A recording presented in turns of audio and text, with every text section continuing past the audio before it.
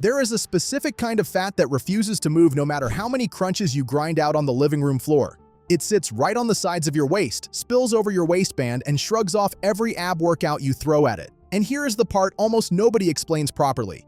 You cannot burn fat off one single spot on your body. 1,000 side crunches will never melt the fat sitting on your obliques.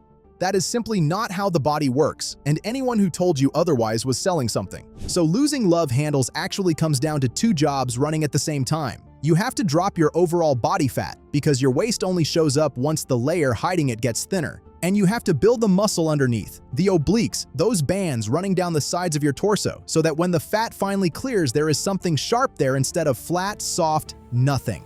Now here is where it gets interesting. Researchers have actually measured this. They wired people up in labs and found some movements barely wake your obliques, while others hammer them at levels you would not believe. One exercise fired the side muscles up to 300% harder than an ordinary crunch. 300%. Same effort, wildly different payoff. I went digging through the real studies, the ones with hard numbers, not the advice copied across every fitness page online. And 5 exercises kept climbing to the top. Some of them crush calories. Some light the obliques up like a switchboard. A couple manage both. And the very last one is the move almost nobody sees coming, because it does not look like a love handle exercise at all. But we start with the one that produced a number the scientists genuinely did not expect. A reading so high it went straight past the ceiling they built to measure it. Here is what that number actually means, because it sounds fake until you understand it. Scientists measure how hard a muscle works using something called EMG. Tiny sensors sit on the skin and pick up the electrical signals your muscles send every time they contract. Harder contraction, stronger signal. That is the whole idea. To make any of it mean something, they need a baseline. So they ask a person to flex a muscle as hard as they physically can, absolute max, everything they have got. That peak becomes 100%, supposedly the hardest that muscle can ever work. Then they tested the side plank, and the deep oblique, the one buried on the side of your waist where love handles form, came back firing at 107%. Read that again. The muscle worked harder holding a side plank than it did during an all-out maximum flex. It got recruited past the test that was meant to be its limit. That study ran in the Journal of Sport Rehabilitation, and the researchers basically called it one of the best things going for the sides of your core. So how do you do it? Lie on your side and prop yourself up on one forearm and the edge of your foot. Your whole body makes one straight line from head to heels. Shoulders stacked, hips lifted, no sag in the middle. And that lift is the entire secret. The moment your hips sink, the exercise quietly switches off. The point is, your obliques have to fire without a break just to stop gravity folding you in half. Start with 30 seconds a side. If it feels easy, push towards 60.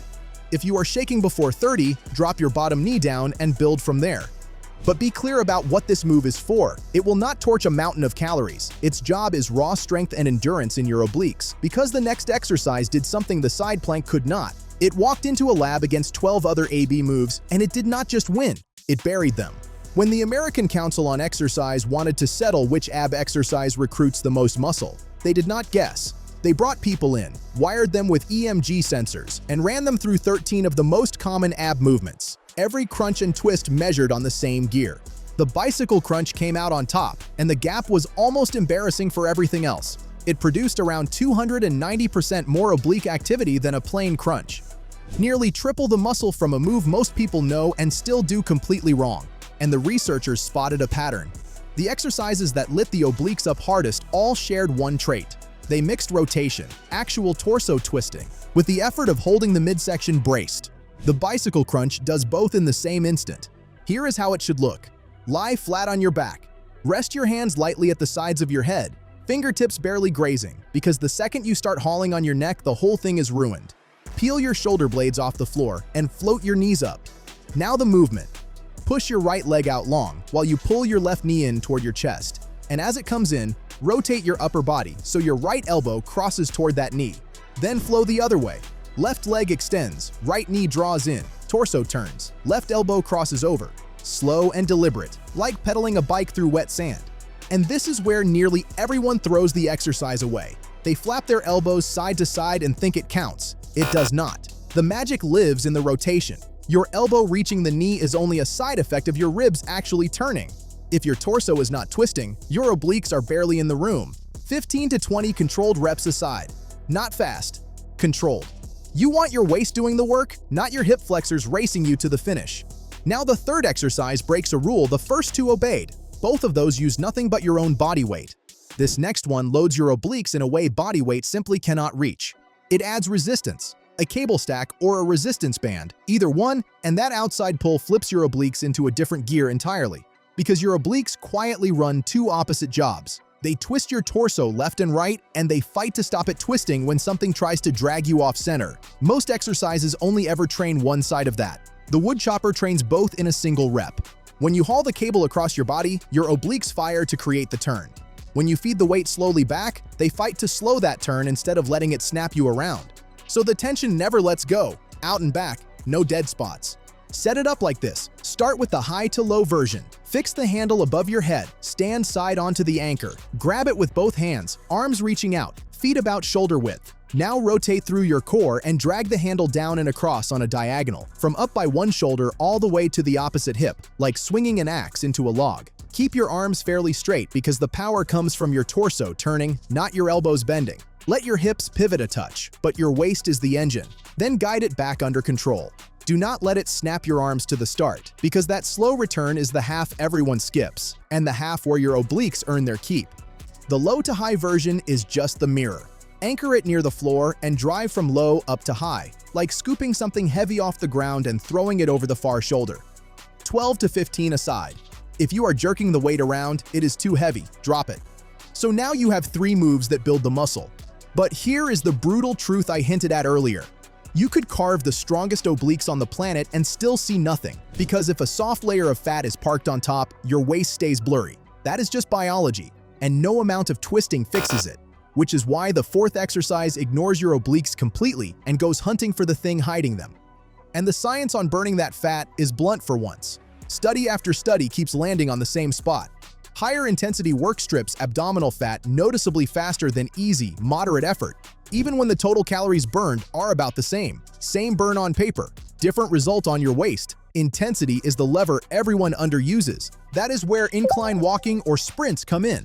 Start with incline walking, since almost anyone can manage it. Set a treadmill or find a hill at a steep angle, somewhere around 10 to 15%, and a walk stops being a walk. Your heart rate climbs, your legs and core start carrying real load, and you burn far more than you would drifting along flat ground. The best part is you can hold it 20 to 30 minutes without falling apart. Walk at a pace where talking gets hard. If you could easily chat through it, you are going too soft, so raise the incline. Want more? Sprints. Go near flat out for 20 to 30 seconds. Walk it off for a minute, then run that back 10 to 15 times. But there is one more exercise, and this is the one nobody sees coming. Most people would never tie it to their waist in a million years. A Harvard study followed more than 10,500 men for over a decade, tracking their habits and measuring their waistlines the whole way.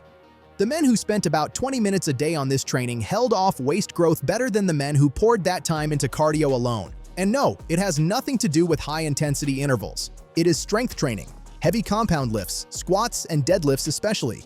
And I already hear the question, how does loading a barbell shrink your love handles? 2 reasons. Muscle is hungry tissue, so every bit you build quietly lifts the calories you burn just sitting still, which makes fat loss easier everywhere, waist included. And under a heavy squat or deadlift, your obliques are not resting.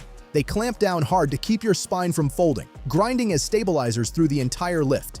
So picture the squat, bar across your upper back, feet about shoulder width, and you sit your hips back and down like you are lowering into a chair set too far behind you, thighs to at least parallel, then drive up through your heels. And the whole time you brace your abs like someone is about to bury a fist in your stomach, and you hold that tension from the floor to the top of every single rep. Deadlifts run on the same idea. Bar on the floor against your shins, feet about hip width. You hinge down and grab it with your back dead flat and your chest tall.